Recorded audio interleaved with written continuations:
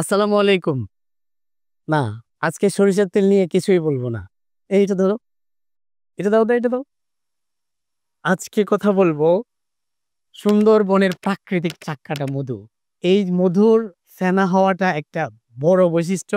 আপনি যদি সুন্দরবনের মধু সংগ্রহ করে থাকেন আর খাচ্ছেন কিন্তু দেখছেন যে কোনো রকমের কোনো ফেনা হচ্ছে না, তাহলে আপনি সুন্দরবনের মধু খাচ্ছেন কিনা এটা নিয়ে আপনাকে দ্বিতীয়বার ভাবতে হবে। সুন্দরবনের এই মধুর স্বাদ, ঘ্রাণ এবং পুষ্টি গুণগত মান অন্য যে কোনো মধু থেকেই ভিন্ন রকম। আপনার পরিবারের ছোট শিশু, প্রিয় বাবা-মা এবং পরিবারের অন্য সকলের জন্য এটি নিশ্চিন্তায় নির্দ্বিধায় সংগ্রহ করতে পারেন।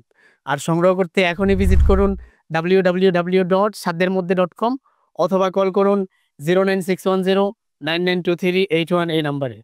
আসসালামু আলাইকুম।